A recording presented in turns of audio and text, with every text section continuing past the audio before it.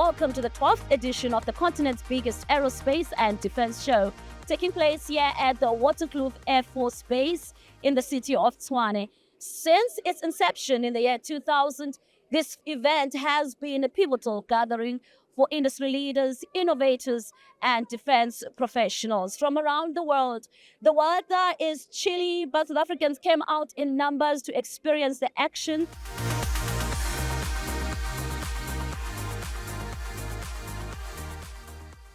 The theme of this year's show is exploring new paths, sharing solutions, and showcasing innovation and capabilities.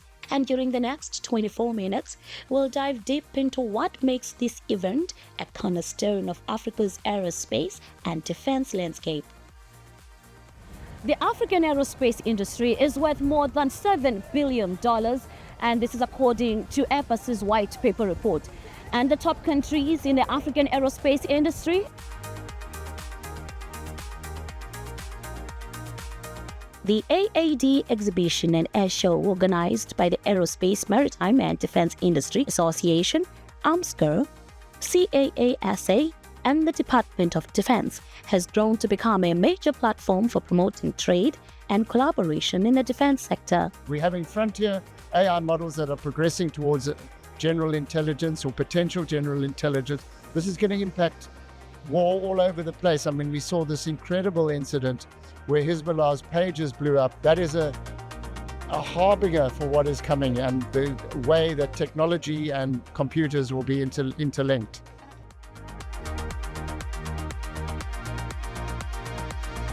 What we have here is what we call Long 5. This is one of the biggest drones that we have, and it's electric, so it uses batteries. However, there's another version which is a hybrid. It comes with a battery and then can also operate in gasoline. With this one, yes, mainly the difference would be size, mainly, and the reason being, as you can see, the wingspan is a little bit shorter compared to that.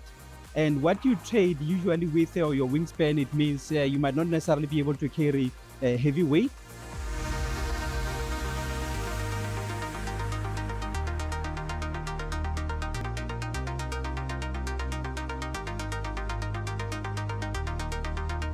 We focus on regulatory requirements training, which would be train people to get their licenses as a pilot from the Civil Aviation Authority.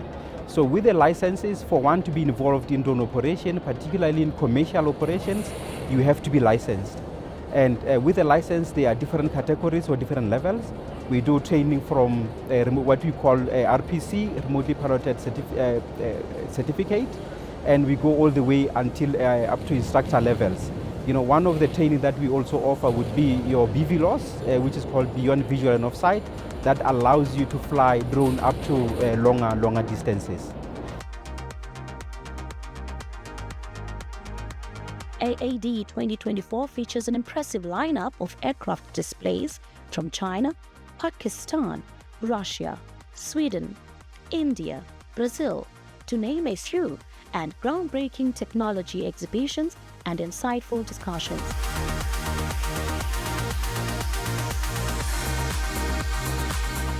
Brazil is a very strong in aerial defense technology as an Embraer, a Brazilian company. And here in Pavilion, we are presenting solution in aerial ammunition, land ammunition, some naval solutions also. But we're strong in several points defense solution.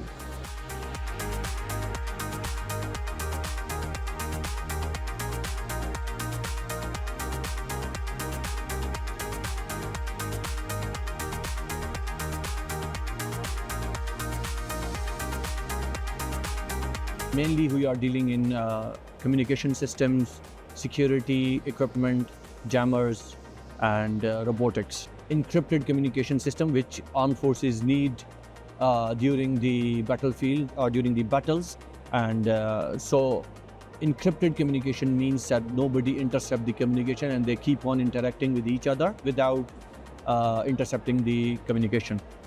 we see many partnerships aimed at developing localized solutions that cater to Africa's unique challenges.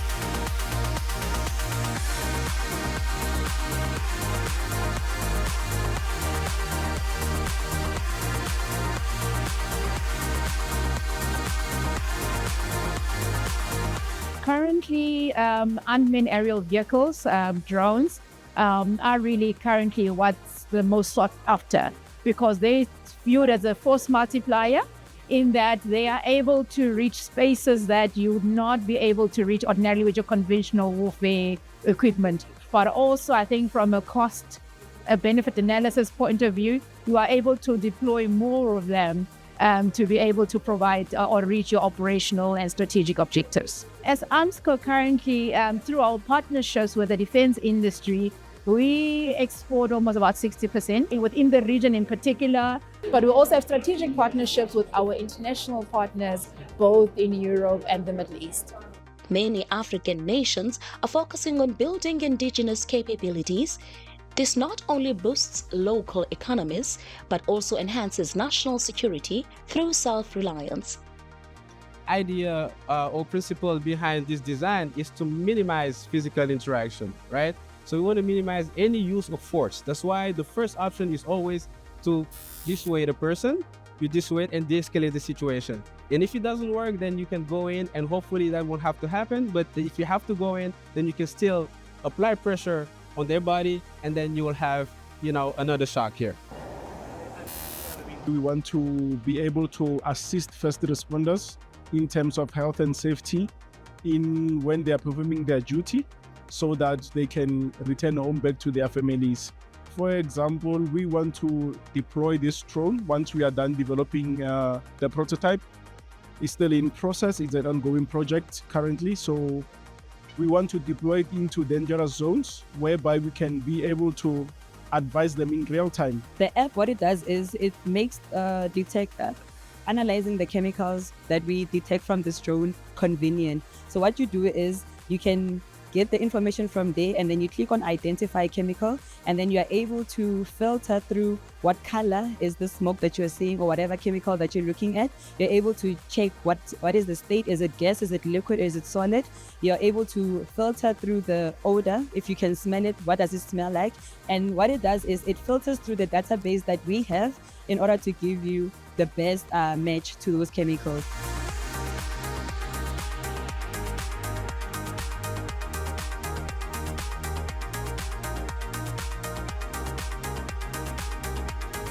I've always wondered, what does a military hospital look like? Follow me as I take you through. When the patient comes in, the military patient, they come to this desk, they will fill in a form for consultation, and then from there the patient will move over to this side where the vital signs will be taken, but blood pressure. This is actually our triage area, and where we see primary healthcare related cases. And on our left side, as you go and go through, that's where we do our resuscitation.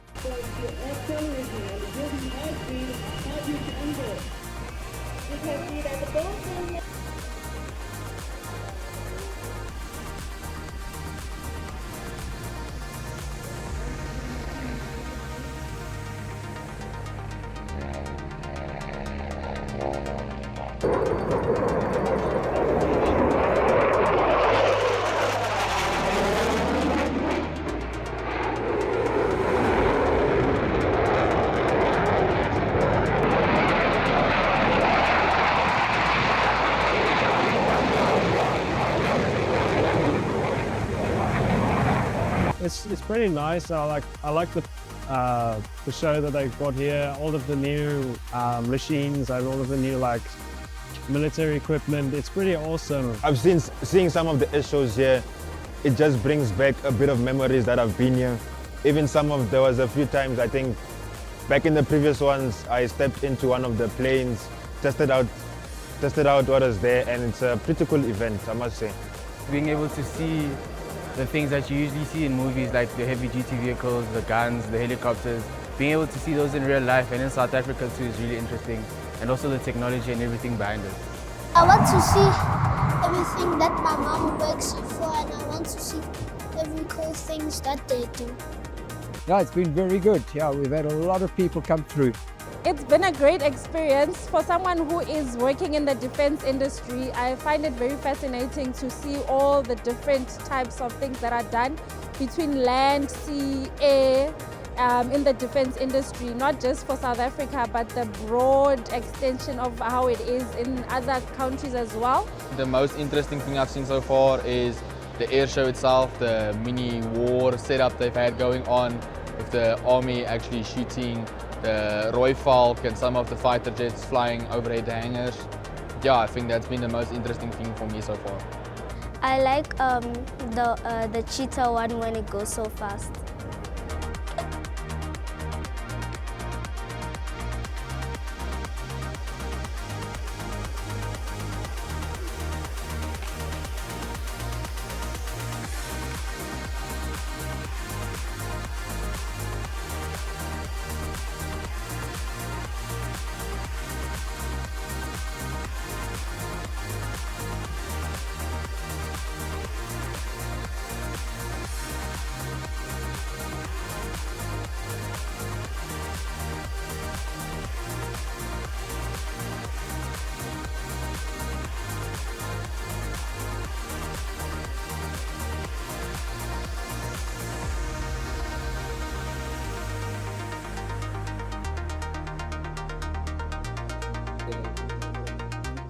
As we explore new paths in aerospace and defense, emerging technologies like artificial intelligence and automation are reshaping the industry.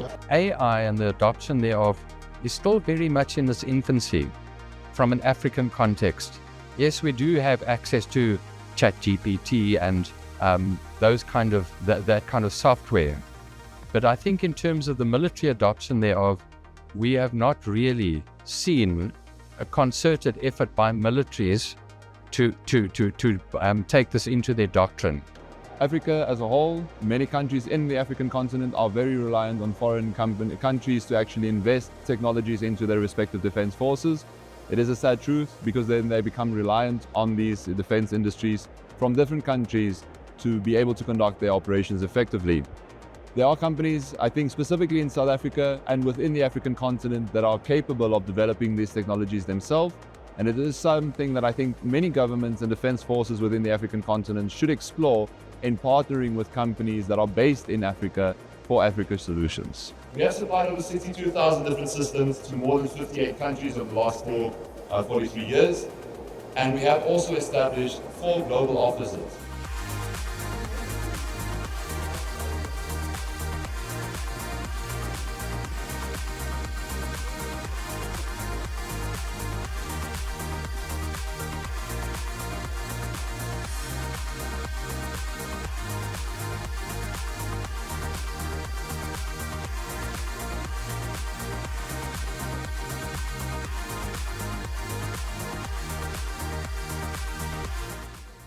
Ingamzileni, BRICS Global Television Network in Waterkloof, Pretoria, South Africa.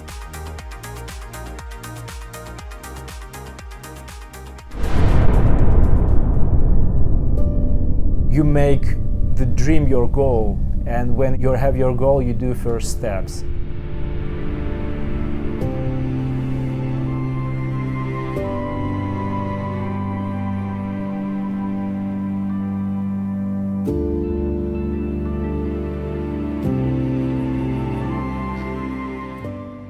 I'm a member of the team that arrived in South Africa as a part of a project of Association of Russia-Africa Economical Cooperation. So my goal is to communicate with students, make space science and education more popular, and inspire them for future space achievements.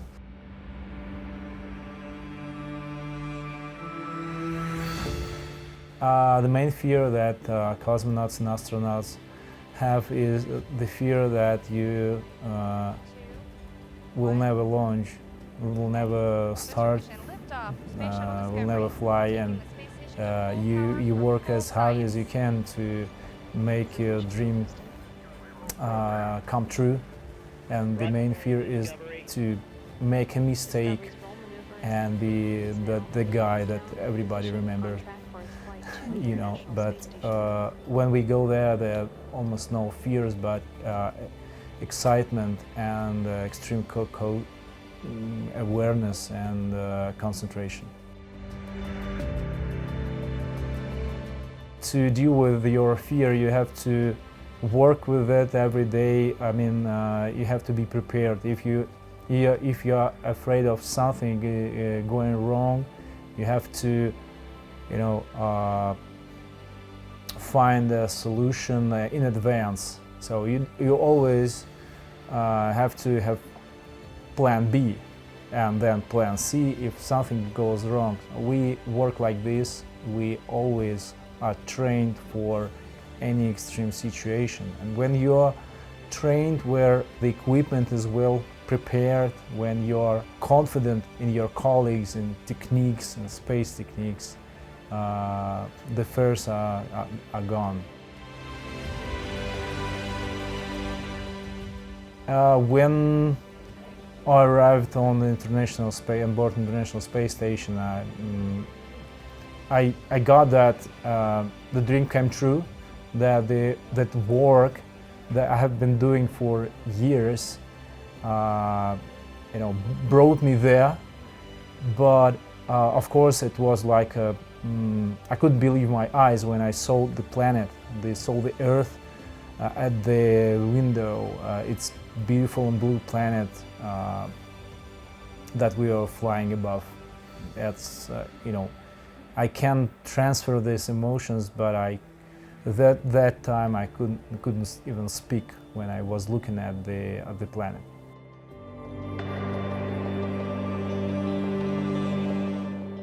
Oh, that's a tricky question, because as for me, I wouldn't go one way, because if you want to bring new knowledge, if you want to bring information, you have to do it personally. So we create technologies that will allow us to go to Moon and Mars and be back.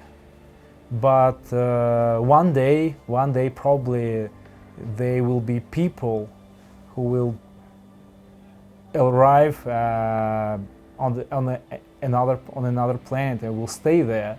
But I think it's a really far future.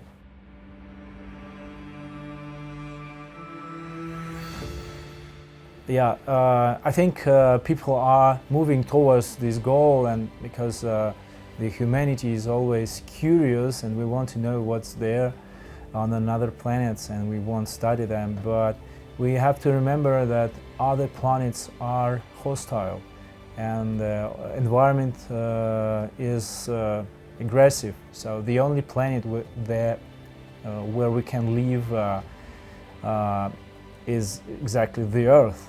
So even if you live in the center of the desert or in Antarctic, on everywhere, it's better than live on any planet in this world but the Earth. So we are curious, we discovering, we exploring the space, but the question when we will set the settlement on another planet is open, and it depends on our efforts that we do to explore the space. I don't think it will be really soon.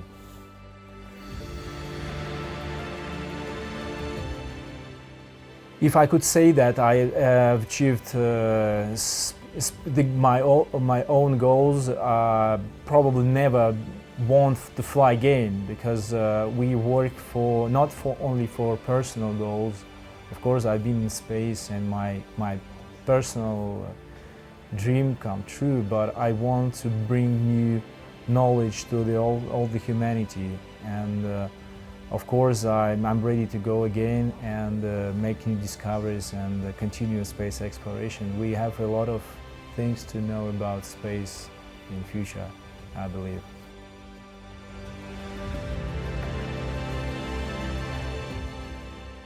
Believe in yourself.